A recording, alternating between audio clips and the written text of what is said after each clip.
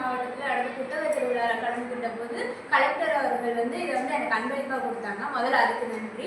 இது யாரை பற்றி இருக்குன்னா, doctor V Ram Prasad Manohar IAS அவர்களை பற்றி தான் இந்த புத்தகம் இருக்குது. அவரோட வாழ்க்கை வரலாறு பற்றி இருக்குது. அவரே தான் இந்த புத்தகத்தை எழுதியிருக்காரு.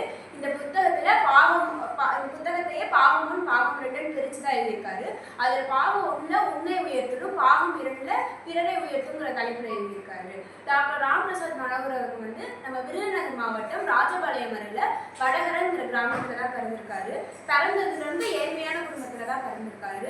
அப்பா ஆரம்பத்தில் கூலி வேலை செஞ்சோம், அடுத்து போஸ்ட் ஆஃபீஸில் வேலை கிடச்சோம்னா இவங்களை படிக்க வச்சுருக்காங்க. ராம் பிரசாத் மனோகர் அவங்க 1 முதல் 5ஆம் வகுப்பு வரை அரசு பள்ளியிலையும் 6 முதல் 12ஆம் வகுப்பு வரை அரசு உதவி பெறும் பள்ளியிலையும் தான் படிச்சிருக்காரு. தான் படிக்கும் போது அவருக்கு தான் ஒரு மருத்துவர் ஆகணுங்கிற ஒரு ஆசை இருந்துச்சு. அவர் +2ல் அவங்க ஸ்கூல்லையே 2nd ரேங்க் எடுத்தாரு. அப்போ இருந்த மாவட்ட ஆட்சியரான ராஜகோபால் அவர்கள் அவங்க பள்ளிக்கு +2ல் மதிப்பெண் பெற்ற மாணவர்களுக்கு பரிசளிப்பு விழாவுக்கு சென்றிருந்தாரு. அப்போ மனோகர் அவர்களுக்கு ஒரு கலெக்டருக்கு கொடுக்குற மரியாதையும் முக்கியத்துவத்தையும் பார்த்து தானும் ஒரு கலெக்டர் ஆகணுங்கிற ஒரு எண்ணம் அவருக்கு தோணுச்சு. அப்பையிலேருந்து தானும் ஒரு கலெக்டர் ஆகணுங்கிற ஒரு லட்சியத்தோடு அவர் இருந்தார். தான் என்னதான் மருத்துவர் ஆகணும், கலெக்டர் ஆகணும்னு ஆசைப்பட்டாலும் குடும்ப சூழ்நிலை காரணமாக சென்னையில் போய் கால்நடை மருத்துவம் படிக்க ஆரம்பித்தார்.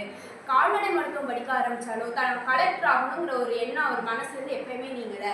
அதனால அந்த கல்லூரியில் இருக்கிற நூலகத்தில் போய் யூபிஎஸ்சி எக்ஸாமுக்கு தேவையான புத்தகங்களை எடுத்து படிக்க ஆரம்பித்தார்.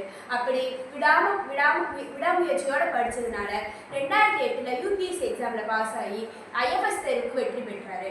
ஐஎஃப்எஸ் திரும்பி 2009 யூபிஎஸ்சி எக்ஸாம் எழுதி ஐபிஎஸ் ஆனார். ஐபிஎஸ் ஆனதோட நிப்பாட்டி விடாமல் தான் எப்படியாவது கலெக்டர் ஆகணும்னு 2010 யூபிஎஸ்சி எக்ஸாம் எழுதி கலெக்டர் ஆனார். இப்போ கர்நாடக மாநிலத்தில் உள்ள ஒரு மாவட்டத்தில் அவர் கலெக்டராக இருந்தார். 2024ஆம் ஆண்டு கர்நாடகாவில் நடந்த ஒரு குடிநீர் பிரச்சனையை அவர் நிறைய திட்டம் கொண்டு தீர்த்து வச்சார். அவர் கர்நாடக மாநிலத்தோட நீர் மேலாண்மை மற்றும் வடிகாலோட தலைவராக இருக்காரு.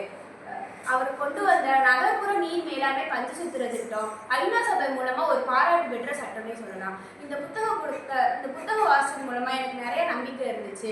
நிறைய வெற்றி பெறணும்னு ஆசைப்பட்டேன். நம்ம எந்த சூழ்நிலை இருந்தாலும் எப்படியாவது வெற்றி பெறணுங்கிற ஒரு கனவு எனக்குள்ள வந்துச்சு. விடாமுயற்சியோட செஞ்ச வெற்றி கண்டிப்பா கிடைக்கும். இந்த புத்தகம் எனக்கு ஒன்று இருந்துச்சு. இந்த புத்தகத்தை தந்த மாவட்ட ஆட்சியர் அவர்களுக்கு நன்றி.